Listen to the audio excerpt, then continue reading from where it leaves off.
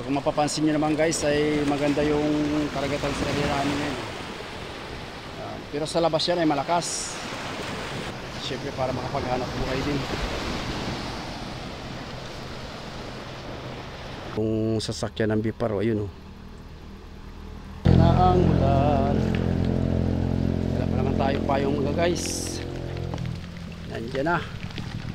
Bumuhos na ang malakas na ulan.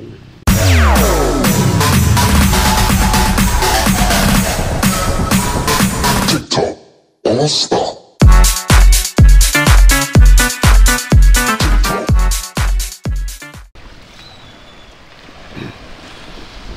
So yung guys, good morning. Panibagong araw tayo at syempre panibagong vlog. Welcome to my YouTube channel, Kaigops Del Cart TV. So yun mga Kaigops, update ko lang kayo sa lagay ng aming panahon at ng aming karagatan dito sa aming area, Bayan ng Baler, Province of Aurora. So ayan guys, oh. Yeah. Napapalibutan tayo ng dilim at saka kanina ng mga parting alas 5 ay makwan. Malakas ang ulan dito sa area namin. So ang hangin dito sa amin guys ngayon ay kwampa, amihan. So mamayang hapon siguro maghahabagat. So kung mapapansin nyo mga Kaigop, so halos wala na mga bangka dito sa kwan. Karamihan nandun sa ilog. At nung bagyong Nando, tapos itong kwan, Opong ay pinagpapasok ang mga bangka sa kwan, sa ilog para sigurado, para safe. So ayan oh, linis na linis. Kung ito yung mga nakataas guys, ay kwan lang yan. Yung mga maliliit na bangka na pwede itulak dyan sa may parting kwan, sa may parting looban.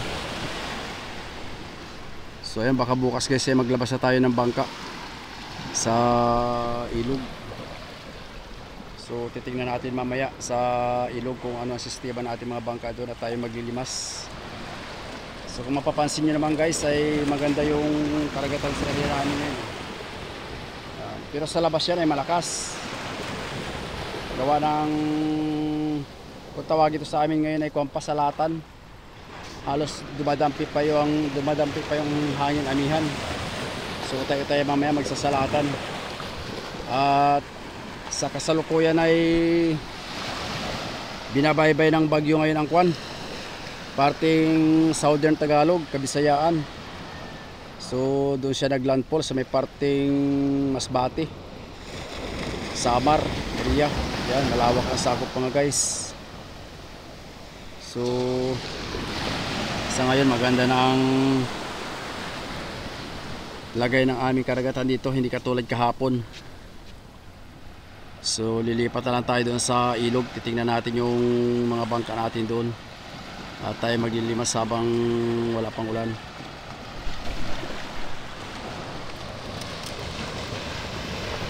So yun guys, update ko rin kayo doon sa kwan, sa nangyari doon sa lumubog na pangulong na bangkang Danis. So confirm doon ay 2 patay at nandito sa Baler yung kapitan at saka yung mga sakay. Nasa hospital nung tamang dating namin galing ng laot. Kung napapansin nyo yung vlog natin nung nakaraan ay nakakumpine. So ngayon ay nakauwi na rin sila sa kanilang pamilya. Tapos ang kaganapan naman guys doon sa bagyong Nando na naglandfall sa may parting Cagayan, Batanes ay ang daming lumubog doon guys na kwan, bangka. Isa na doon yung Jobin na marami ang patay. Yun mga Kaigops ay ang mayari ng taga Dilasag, kumpanya ng GSO. So doon sila inabutan at doon sila nag-ooperate. Yung pagminsan ay diyan sila sa Dilasag dumuduo lalo na pagka marami ang huli. So pero doon sila nagbababa ng isda palagi sa Cagayan. So pero ang home port talaga yon Dilasag. Kasi ang mayari taga dito sa parte Dilasag, yung GSO Golden Sea. So nakakaawa nga na pangyayari nangyari sa kanila dahil nga sa inabutan sila ng bagyo doon. So napapanood nyo naman siguro sa kwan balita, sa mga sa broadcast ng TV na talagang grabe ang inabot ng mga sakay doon. Halos doon pa inalon sa Bakawan. So talagang ganyan ang kapalaran at saka ganyan talaga dahil kwan, bagyo. Kaya ingat-ingat na lang mga guys, mga kapwa ka-fishing.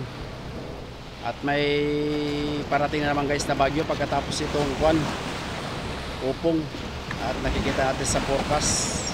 So pero mga kwan pa siguro, October 5 o October 4, antabayan natin yan. Kami lalaot din naman at magbabaka sakali para makakuha naman tayo, makapag-grobi sa mga buyahan, syempre para makapaghanap buhay din.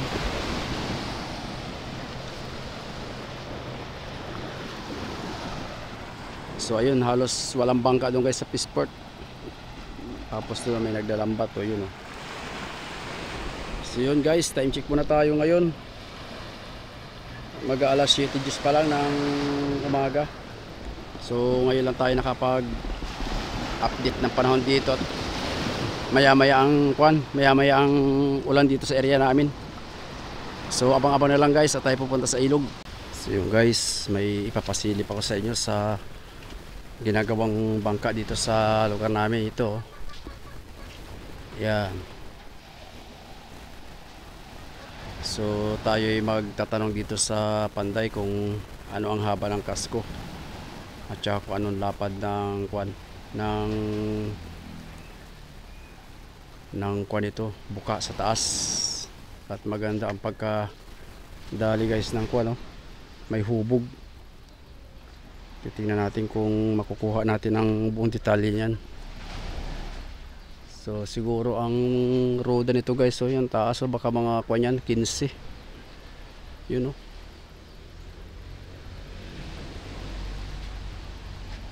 So nadaanan lang natin ngayon at bihira tayo maglalabas dito guys sa kwan natin, area natin, at gawa ng lagi tayo nasa laot. So ibibigay ko na lang buong detalye sa sunod na vlog pagka nakuha natin ng magandang impormasyon.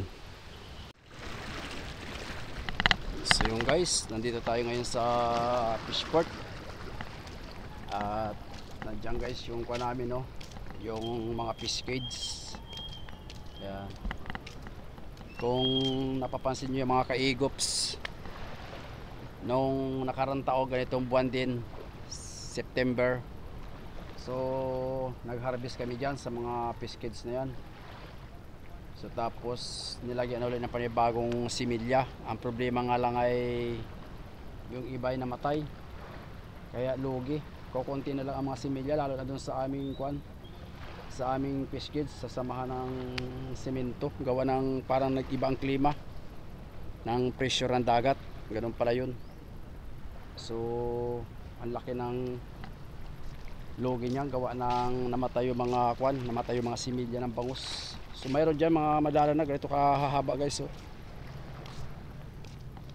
ilang yan, ilang samahan yan. So dapat ngayon ay taga-harvest na yan ganitong buwan. So sa ngayon kalmada na ang dagat ito guys sa loob, pero dyan sa may parting laot yan mga kaigop, sa lata ng hangin malakas yan hanggang bukas. So, tapos dito naman sa kabila halos walang bangka. Nagsipagtago na rin yung mga bangka na galing sa may parting mga coastal. Yan, o. Yun, tapos yung dyan guys sa area na yan, o, yung mga bangka nakataas, yan talagang okay pa ang kanyang lagay ng mga bangka dahil yan ay malawak ang taasan dyan. Pwede pang itulak paloob. Hindi katulad dun sa tapat ng dinuduungan natin, ay limitado lang ang lagay ng mga bangka doon dahil nga sa unang-unay gipit, tapos may mga bahay na rin. So hindi katulad dyan malawak pa ang pasukan yan, kaya swerte yung mga nakakuan dyan. Swerte yung mga nakaduong diyan sa pwestong yan kasi unahan lang din dyan. So tayo pupunta sa may part na yung guys. So dun sa may Barangay Sabang, Sitio Castillo, titingnan din natin doon kung malawak ang bukas ng bukana, kasi lumakas ang alon dyan ng nakaraan. Gawa ng malalaki ang gulong din dyan.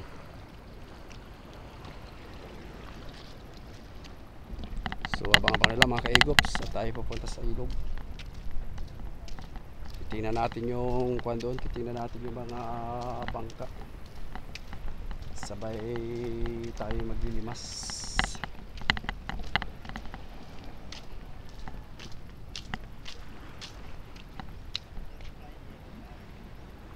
Time check guys, tayo ngayon ay mag alas 7:20 na. Yan o.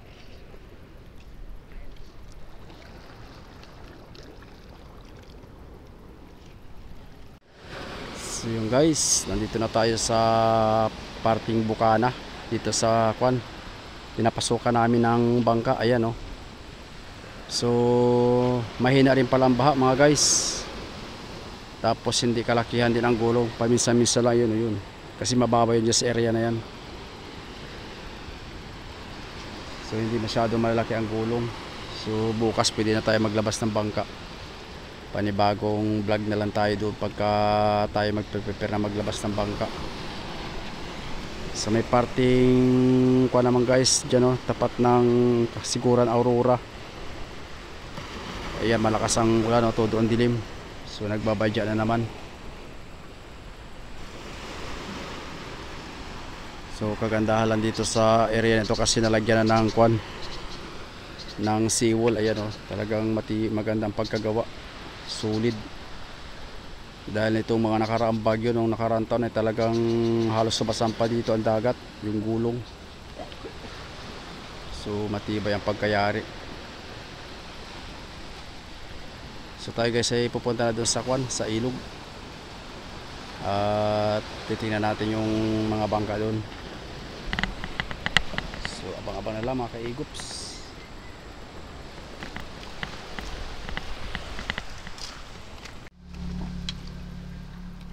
Oops. Yeah.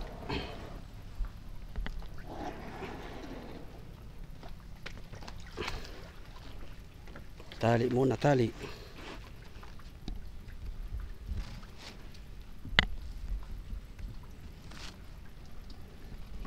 Nandito na lahat guys ng bangka sa ilog. Kung mapapansin niyo nung nakarang araw na pumasok tayo dito, maunti pa yung mga bangka dahil yung iba ay nandun pa sa taas sa kabila. So ibinaba nila kahapon. So ayan guys, oh. Yan.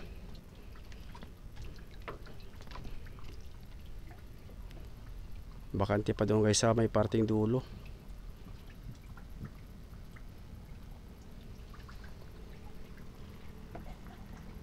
Dami ng lumot ng bangka natin guys, oh.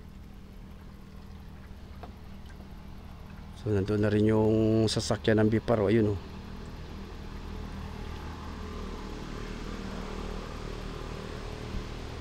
So okay naman dito guys ang sitwasyon ng bangka natin. Titingnan natin kung may naglimas dito. Ay, may natulog, walang limasin. Ayun, oh.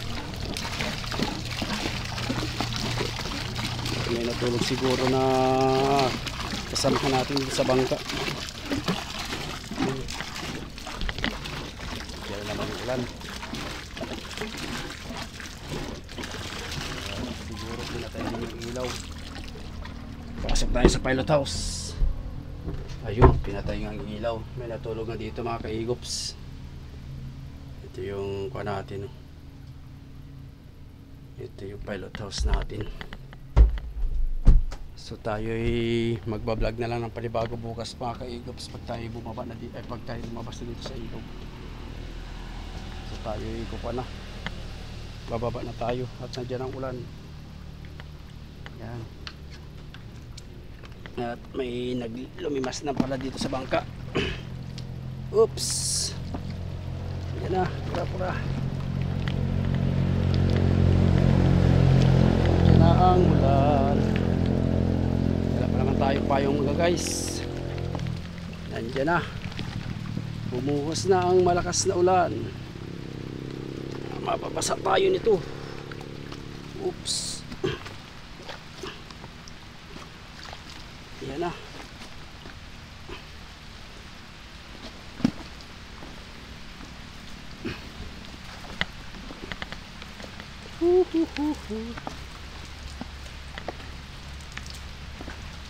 Lapit na tayo guys sa kalsada. Oops, laglag pinilas natin. Tali na, tali. Tayo mag-aapura.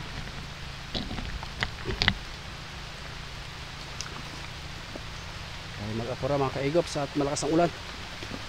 Baka tayo mabasa. Oops, yeah. Yan na. Oops. Yan na guys. Takbo. Yan guys, so papuntang bayan yan, yung daan na yan. Ito naman papuntang Fishport. Alright. Sige tayo tricycle. Nahawa kami yan. Yan lang. Tayo ibaba mo, ganyan mo sa suyan.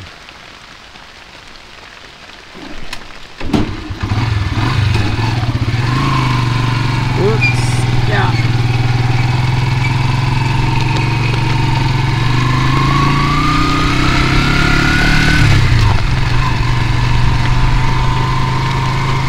Malakas ang ulan mga kaigops. Balik na tayo sa bahay.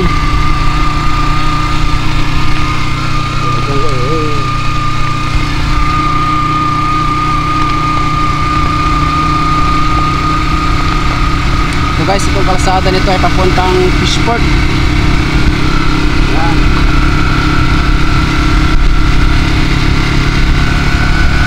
So ito naman ay papuntang Ermita Hill. Yan ang pataas.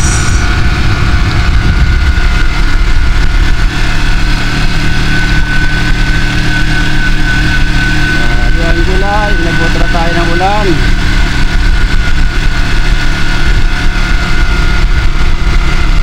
Ganito talaga guys ang bagyo pagka sa kasalukuyang naglandfall na, tapos yung hatak niya mabilis kasi ang hangin, so naiiwan yung ulan.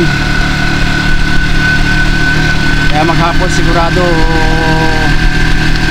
maghapon ang ulan ito at wala nang pasok ng mga bata ngayon sa school.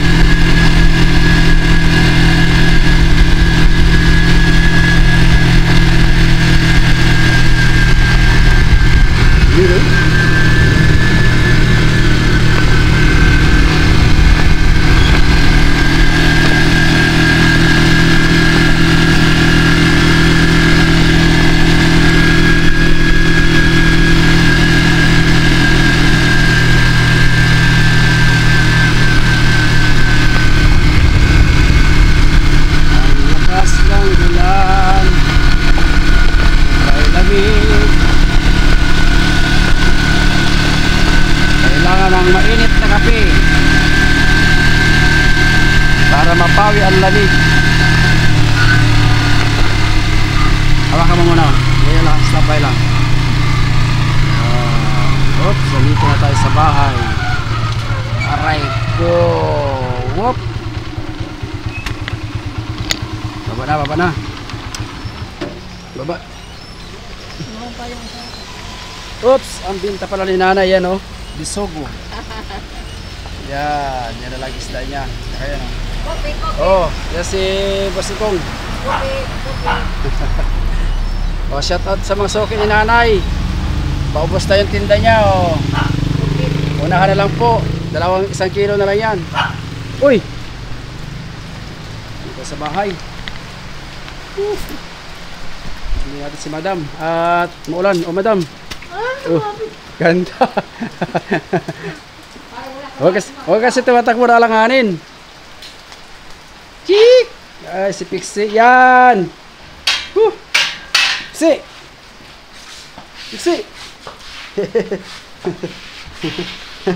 Ayan, talikot. So yan mga kaigops. Maraming salamat sa walang sawang pagsubaybay at pagsuporta. God bless po. See you next vlog. Abangan nyo ang kadugso ng ating vlog sa sunod. yung kaganapan sa paglabas ng ating bangka at saka yung na-stranded kami ng 2 araw dun sa Statordel. At nung kami tumabi na may narescue kami yung bangka na hinila-hila namin patabi dahil nasiraan ang makina. So, yun lang mga ka-Egops. See you next vlog.